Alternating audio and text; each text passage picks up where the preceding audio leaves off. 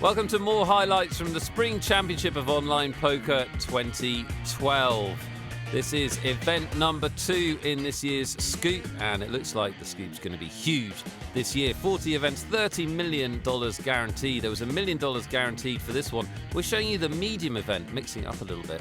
Off a $215 buy-in, we amassed a $1.6 million prize pool.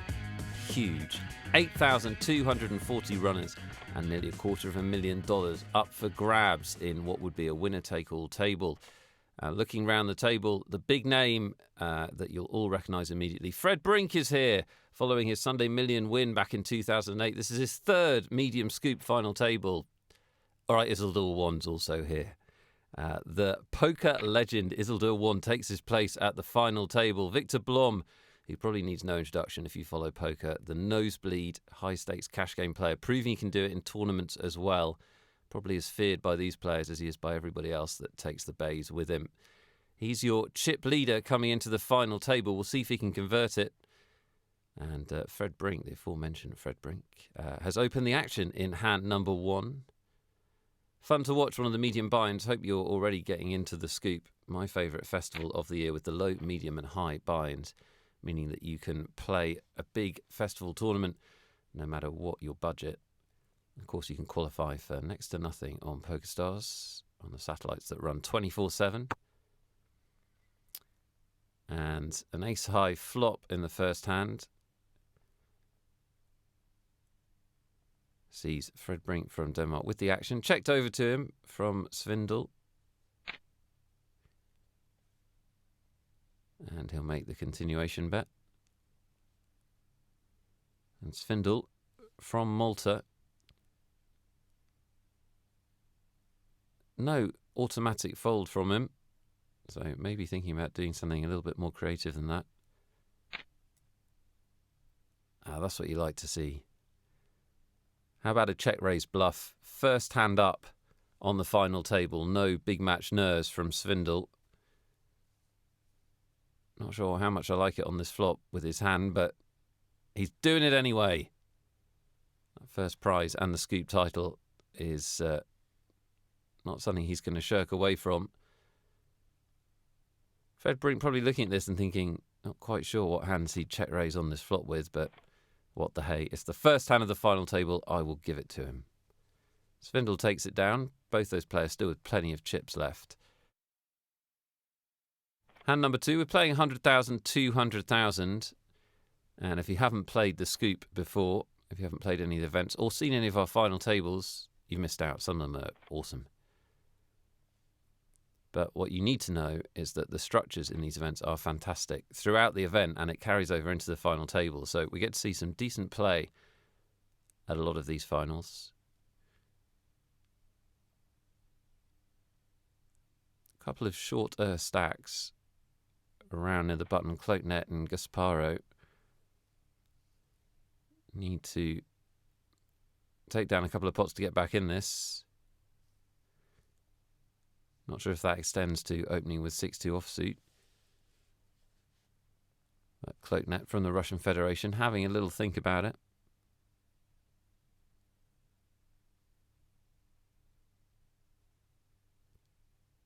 Having a long think about it. He's actually at 12 other major final tables at the moment, so cut him some slack. Gasparo will also fold, and 2 real hands in the blinds. Svindal with the suited ace-king, and Lubor with the ace-jack, and also the effective stack in this hand. 36 big blinds. Did that in my head, don't want to brag.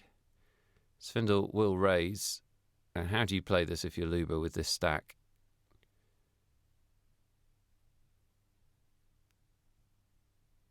A lot of players with 3-bet. You could also make a case for flat calling. You get to play the hand in position. He does decide to 3-bet. And Svindal will be rubbing his hands here.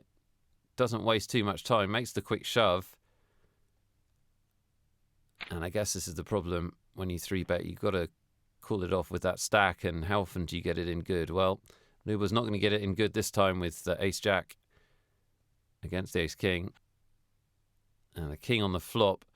All but locks it up for Svindal. A really nice spot for him. Not so good for Luba. He's going to be out.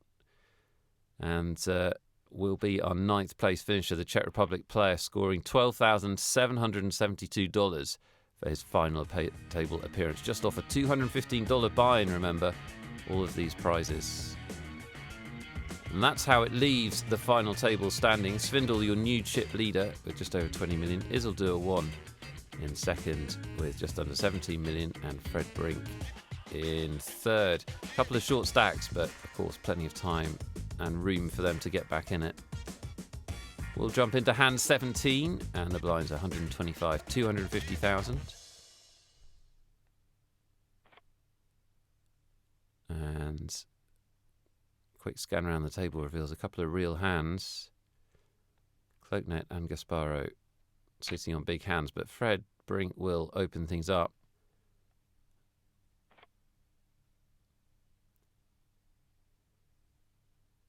You'd have thought that Cloaknet will just be shoving here with the Ace-King. And Gasparo with the pocket jacks will probably join him.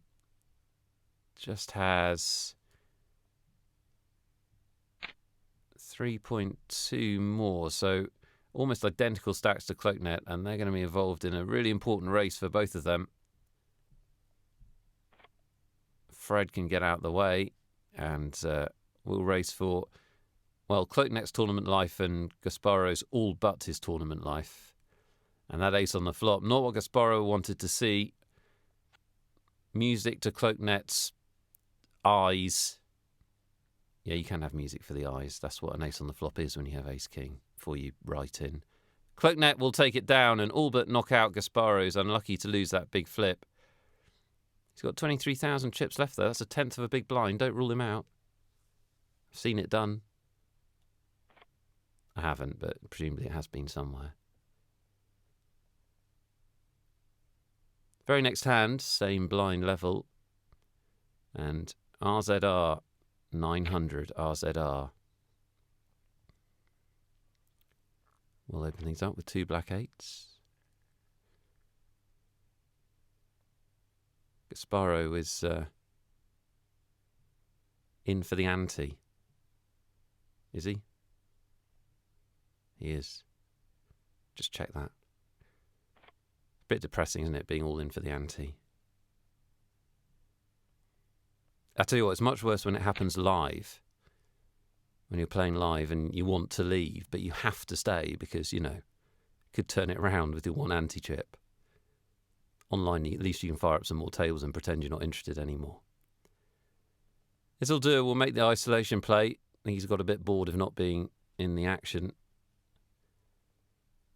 Slightly odd situation for RZR now, and he'll just flat call, and you'd expect just try and get to a showdown, try and check it down with Isildur. But top pair means that RZR probably won't get to do that.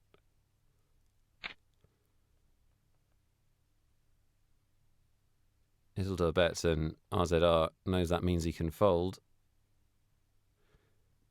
And Gasparo needs to catch a queen and then needs to win 47 more pots in a row to get back into 4th place. It's not going to happen. The dream has died. Very disappointing for him.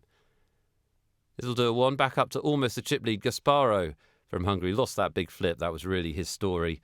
Forced to hang around for a bit longer with his remaining chips, but he will take home $19,776 for his trouble. And he'll leave us 7-handed. Fred Brink opens hand 26. Pretty looking hand.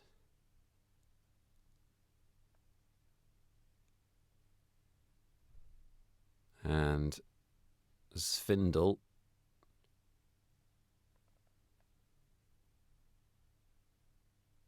Which is actually German for robbery. Has the decision to make. He will 3-bet. Why not? Fred Brink seems like he's opening quite a lot of pots. Let's go after him. Raising Ray 91, owner of the best name at the final table.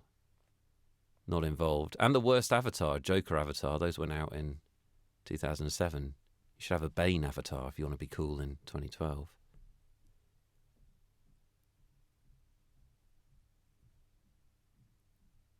Fred Brink with the decision to make here. They do have a decent amount of chips behind. Fred's going to call with this hand out of position. Not sure how much I like that. It's kind of one of those spots where what exactly do you want to happen from then on in? 10-10-9 on the flop is the basic idea, but now that hasn't happened, we need a plan B. Svindal with the initiative. As the 3-better. I mean, he'd be allowed to have an ace here, wouldn't he, in his hand? That would be allowed. And he will represent one. Possibility this is just a completely premeditated I'm going to win this pot whatever by Fred Brink. But no, he just folds and perhaps regretting seeing that flop, burned off a few more chips than he had to. Svindal takes the chip lead.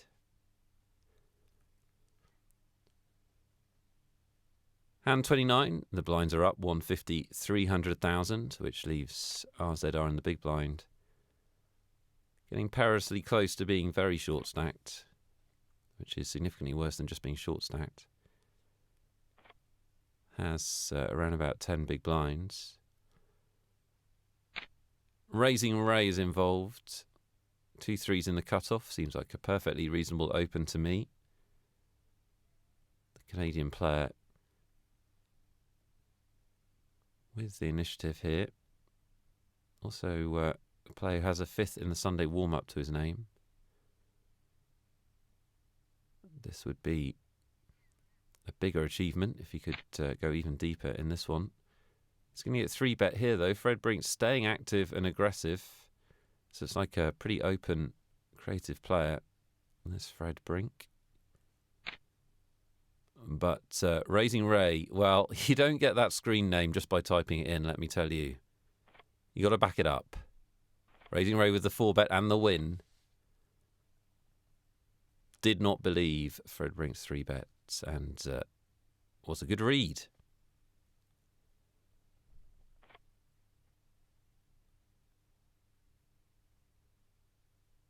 On we go.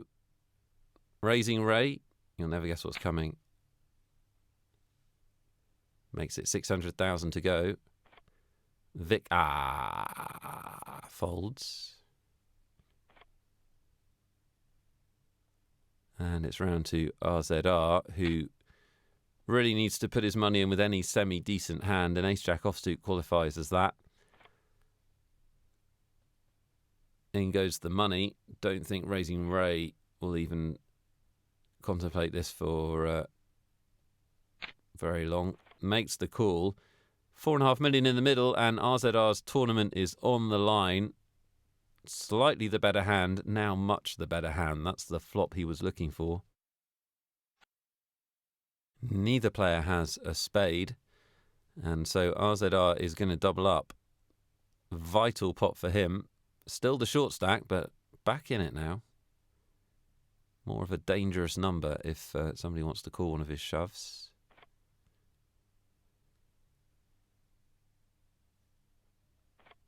Event-02-M is your chip leader. Has been for most of the final table. Pretty close to Svindal right now. And has a real hand. Cloaknet will open from the cutoff.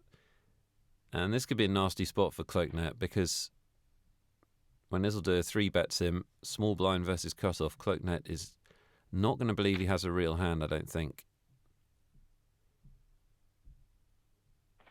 There's the 3-bet, and Cloaknet with, well,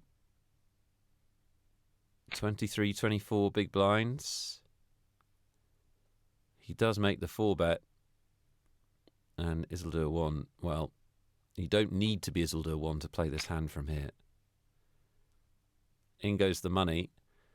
Cloaknet will get a horrible feeling, but there's not too much he can do. He's committed himself, and now he needs help. 15 million in the middle. And it's probably not going to come Cloaknet's way. He needs to catch a jack. Ace gives them both a pair, but no change in the destiny of this pot. It's going to slide over to Isildur 1, not what the other players wanted to see. Cloaknet's going to hit the rail in 7th, $35,000 for the Russian Federation player. These are six-handed in the medium scoop event number 2, and Isildur 1 has claimed the chip lead in a big way. 10 million in front now as Svindal in hand 48. Of course, it can all change. Just because he's one of the best in the world and he's got a ton of chips doesn't mean that he's going to, just win it. I mean, he's got a good chance. I'm not going to take that away from him. But what I'm saying is, it's right up for grabs. It's not great for Svindal, is it? It's funny how seat draws at final tables can be so important. He is in second spot in chips, but has Isildur 1 behind him. So tough for him to know what the correct opening strategy is here. Anyway, the action is over the other side of the table. Raising Ray has opened, and Vicar has 3-bet him. And we've seen Raising Ray in this spot before. He understands when he's getting attacked from the blinds, and Ace-Jack offsuit more than enough for him to put the money in. Pretty standard stuff, but still nice strong play from Raising Ray. Gets back over 10 million.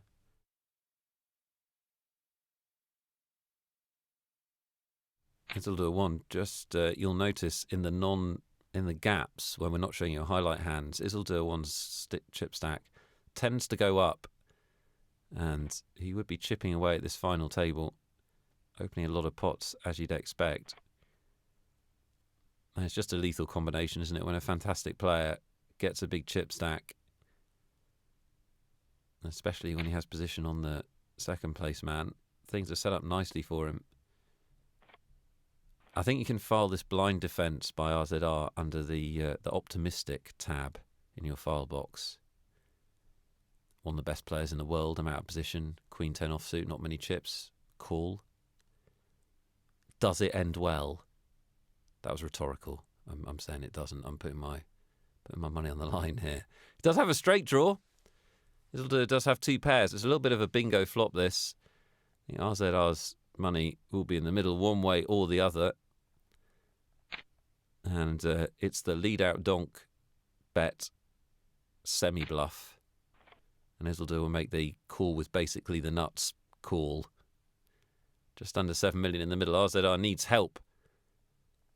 Got to catch that straight draw on the river. And Jack of Spades won't get it done. Isildur 1 will knock out another player. RZR goes home with a story to tell. It's a story that ends with $51,000 as the punchline, which is pretty sweet. And he's also from Antigua and Barbuda, so he probably doesn't care.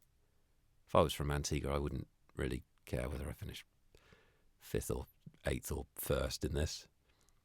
There's a hammock somewhere nearby. How can you really be bothered? Vicar is all in. We're just 5-handed now at this final table, and Svindal has a great hand to take him on with. This is what you want at final tables. Short stacks all in, and you with a big hand just looking to hoover up their chips. Vicar will be live, as they say. Gives him, look at that, 34% chance of getting out of this. Russian Federation player Vicar needs help. None forthcoming on the flop, and Svindal makes top pair, so tough for Vic to stay alive in this one. 9.2 million is going to be heading over to Svindal. Vicar is going to hit the rail in 5th spot. $67,568 for him. Enormous prize. Remember, all of these prizes coming off a $215 buy-in. You're watching the medium level buy-in of Scoop Event 2. Sensational payoffs for these players in what was a huge event. Fred Brink opens with Ace-King. And Isildur with the Ace-Queen. Well, this could be the first really bad spot we've seen Isildur be in? Fred Brink has 10.8 million, which means he's starting this hand with about 25, 26, 27 big blinds. Isildur 1 will 3-bet.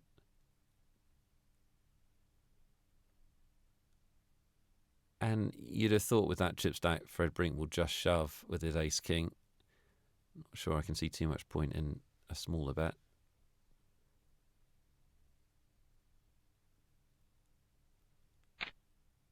But he's going to make the smaller bet.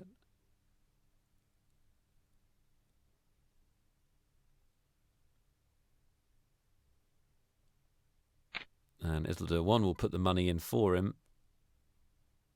We know Fred Brink is going to call it off, and a little bit of dancing around the issue, but eventually we end up with Fred Brink's money in the middle. Great spot for him, as you can see, with the dominating ace. But he is the all-in player.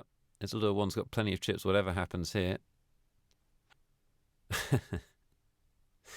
Well, there you are.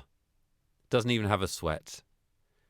Well, does have now. Clever. A spade to get out of it.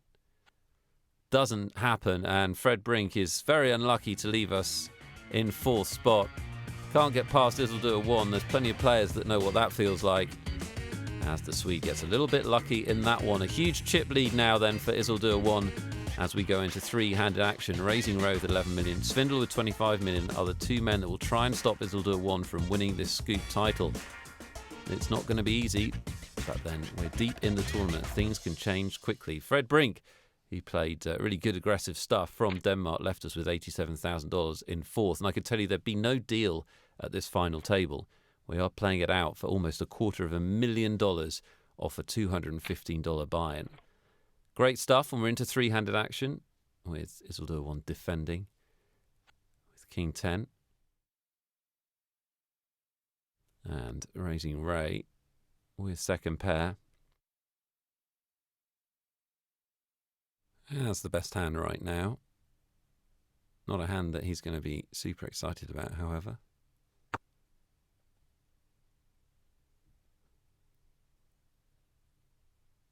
Isildur 1 will check, and Raising Ray will check back with his second pair, which becomes 2 pairs.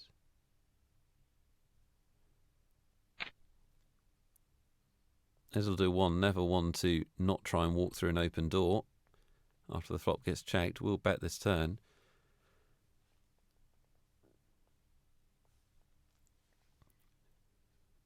Raising Ray will know that he's a mile in front the vast majority of the time here, just trying to figure out what his best play is. He'll hope that Isildur has something, and his hopes are going to be dashed. Could have flat called there, of course, but why not try and get the money in? A lot of river cards could have killed his action there, so tried to get paid, didn't happen. Raising Ray is the short stack, but still has over 30 big blinds, so not critical levels yet. Hand 94, another blind defence from Isildur 1. And Svindal with the 6-3 offsuit powerhouse on the button.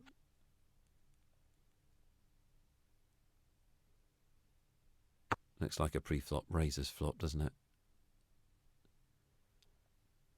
King high is just mandatory continuation bet territory. It's one of those automatic ones. Especially when you have 6 high in your hand, but Svindal will check it back. And turn a straight draw. So interesting hand, Svindal checking back the flop and now has a little something. Isildur has the best hand with just queen high and the flush draw now and a gut shot. So things could get interesting on this turn. Obviously these two the chip leaders.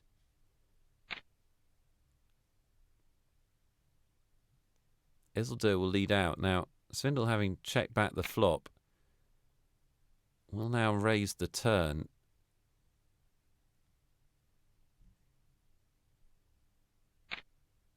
And Isildur won plenty of equity to continue here. 9 million in the middle. And the queen gives Isildur the pair. Queen high was good, weirdly enough. But he'll feel a bit better at his hand. And Svindl's not going to try and bluff it after his raise got called on the turn. Made the semi-bluff and then just shut it down. So Event-02-M will extend his chip lead over 44 million now. 200,000, 400,000 blinds. As we watch hand 97. And you can see the ton of play you get in the scoop events. Event-02-M, the chip leader, with well over 100 big blinds. Svindl in second spot with 60 plus. So lots of play still left in this one.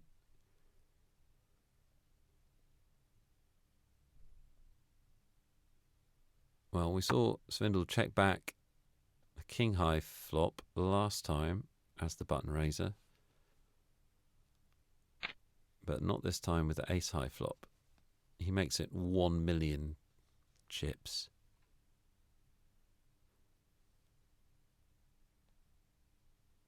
And raising Ray has a pair. He's in a sort of a weird spot though, because his chip stack's so short.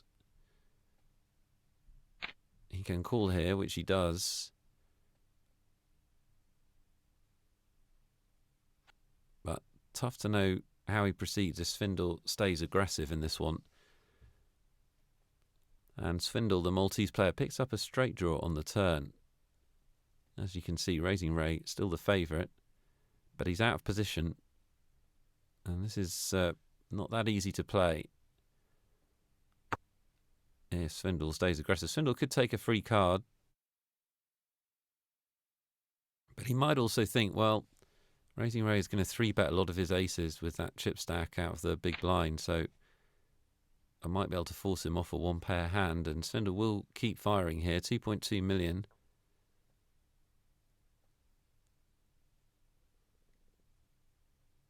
And this is where it gets tough for raising Ray. And he does end up folding the best hand. And you can understand why.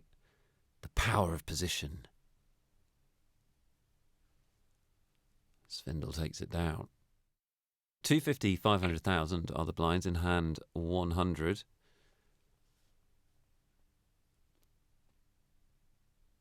Svindl with the button again. This is a highlight show. He's not getting the button every time. I should just point that out. Just to be clear. That would be unfair.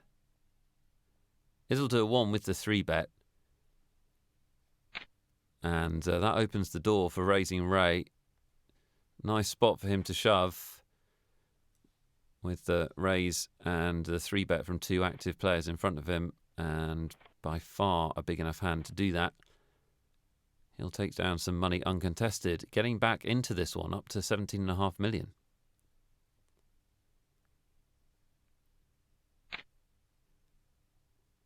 Event-02-M's turn to hold the button. And he'll make the standard million chip open.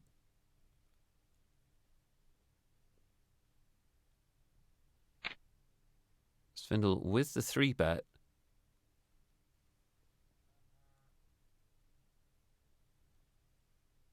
Interesting, because if Event-02-M was to decide to 4-bet here, I think Svindl's put himself in an odd spot, really. Event-02-M will flat call and defend on the button, confident he can play this player in position post-flop. And it's even easier when you flop top pair like that. Looks like a pretty innocuous flop from where Svindl's sitting, you'd have thought.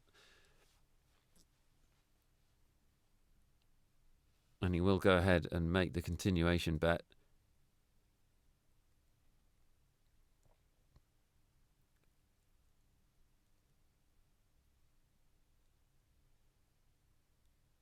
And hope for a fold. He's not going to get one, just to spoil the suspense. He gets raised instead. Which is, well, 180 degrees, the exact opposite of what he's looking for. But don't always get what you want in life. Svindl's going to have to throw this one away, I think. He might be thinking about doing something crazy. He does do something crazy, just doesn't believe Event-02-M has a hand here.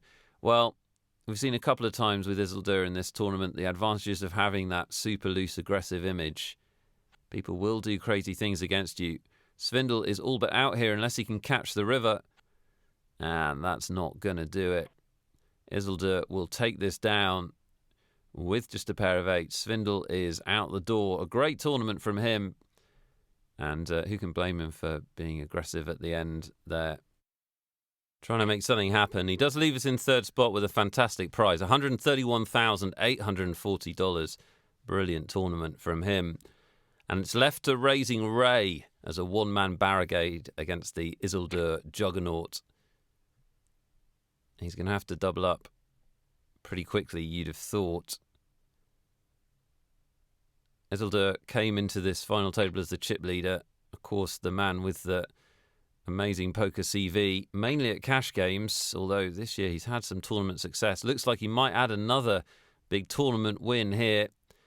Goes into this showdown as the favourite with Ace-Jack, and if this holds up, he's going to be your champion. Raising Ray needs to catch the river, or this one is over. And Isildur 1 puts him away, knocks out several players at this final table, and it ends with Raising Ray hitting the rail. Great tournament for the Canadian, $181,000 and change, but he couldn't stop Isildur 1 from adding a scoop to his amazing poker career. The Swede Victor Blom, Isildur 1 is your Scoop 2012 Event-02 medium buy-in champion. He wins $247,000, or in his world, 2 big blinds. Fantastic performance from him. He can do it in cash, he can do it in tournaments, he can do it online, he can do it live. What a player he is. Hope you've enjoyed watching him. He finishes first in this Scoop event, Raising Ray second, and Svindal rounding out the podium.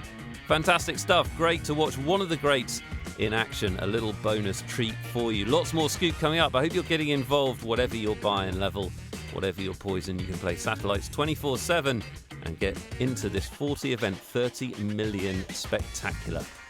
There'll be more from the Scoop very soon on PokerStars.tv. For everyone here, take big care.